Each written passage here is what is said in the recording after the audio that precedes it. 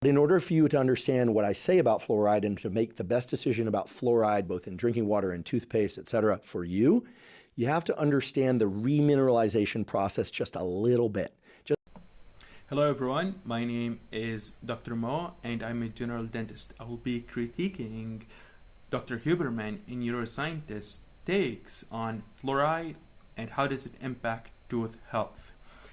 Be ready because this is going to be an interesting episode. Just a little bit. So a little bit of chemistry here, a little bit of structural biology, and this will be fun. I promise, even if you know no biology, no structural biology, no chemistry, you're going to like this part. And it's very simple. Those minerals that form the crystals within the enamel and some of the deeper layers of your tooth, or teeth rather, those crystals form through a specific type of bond, and those bonds are very strong. Think of them like Lego chains, but these are not, just conventional Lego chains. These are Lego chains that when they stick, when two pieces come together, things are tough to pull apart. They're not indestructible, but they're tough to pull apart. And they're also special because unlike a string of Legos, like a single string of Legos, these bonds that form during remineralization of the teeth are interdigitated with one another, or rather are at angles with one another that make those bonds especially strong. Any architect or somebody that understands structural biology will understand that bonds can be weak or strong depending on whether or not they're linear, whether or not they're crossed, whether or not they're in lattices. There's a whole bunch of interesting, angled forces stuff that the architects will understand and the construction workers will understand at a very intuitive and concrete level, no pun intended. And so he's talking about the bonds that are present and the structure of the layers of the tooth, at least the visible part of your tooth, where we have the external layer, and that's the enamel. The enamel has enamel rods and crystals inside it, and he's just trying to describe, to give you an idea about how's the structure in that layer. And on and on. But just think about it. A bond is honestly said in a very complicated way. I mean, I'm a dentist and I feel he's like supposed to be these examples to make them simple, but I'm not sure if it was successful. Is only as strong as the number of different points at which it can resist shearing and pressure. So the way that these remineralization bonds form is through the addition of specific minerals at specific angles, and the naturally occurring mineral that's responsible for the majority of these bonds in the enamel and teeth is called hydroxyapatite. What a great name if you're talking about oral health, right? Because we use the mouth for a lot of things. You can think of the small list or long list of those things. There are many of them, depending on who you are and what you like to do with your mouth. But the point being that we do indeed eat with our mouth.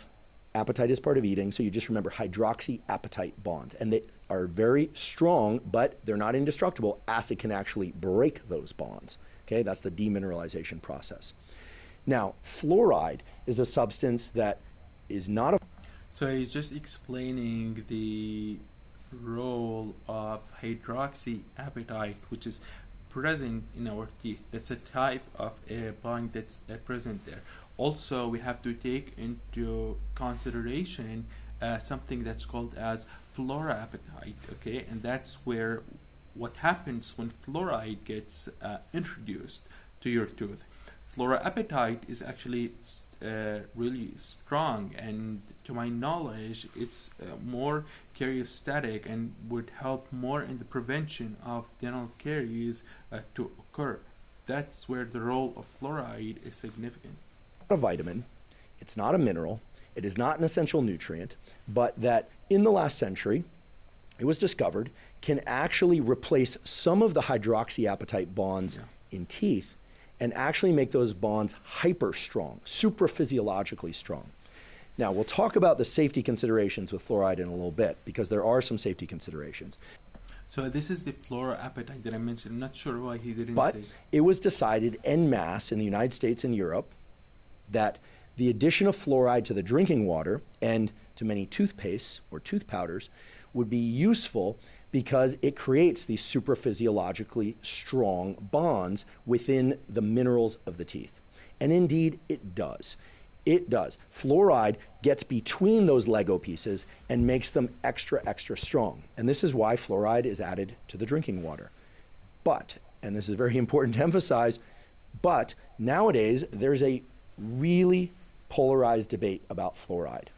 So it forms that fluorapatite that we talked about, and you could research it later. Because some people out there believe that fluoride can disrupt thyroid health, might even be disruptive for brain health. Certainly, if fluoride levels are too high in drinking water or any substance, it can be very dangerous. It can be a poison, but of course, the dose makes the poison, right? Fluoride itself.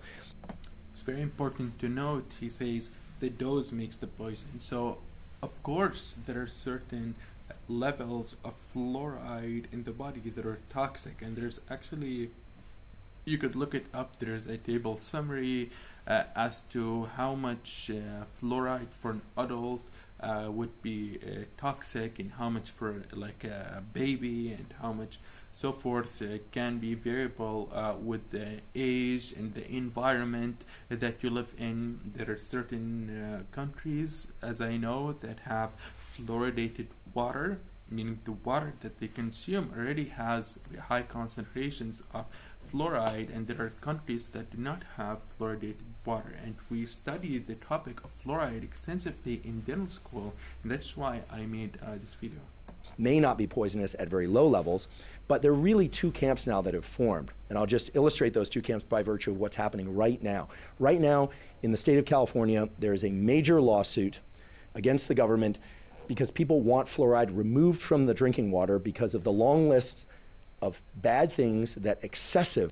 So I actually wasn't aware of this lawsuit, and as I mentioned, there are certain states, perhaps, or countries that already have fluoridated water present. I want to highlight excessive fluoride can do for bodily and brain health, especially in kids, but also in adults.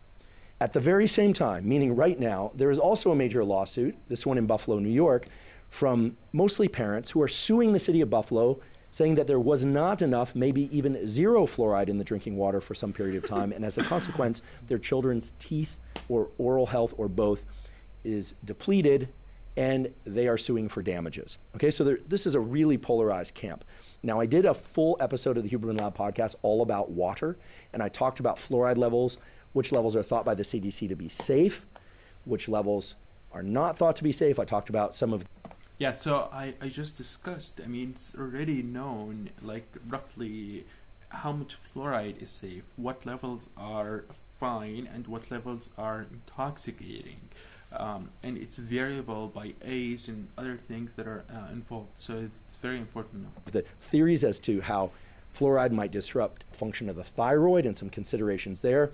Please check out the timestamp in that episode. I linked to that timestamp in the caption for this episode. But the important point here is that if you are at all concerned about fluoride in the drinking water, the simple answer is to just filter the water that comes out of the tap. If you're concerned about fluoride, then I suppose you'd probably want to avoid toothpastes that have fluoride. Indeed, there are some. I will provide links to some of those in the show note captions for this episode. There are a variety of these zero fluoride toothpastes that have started to accumulate.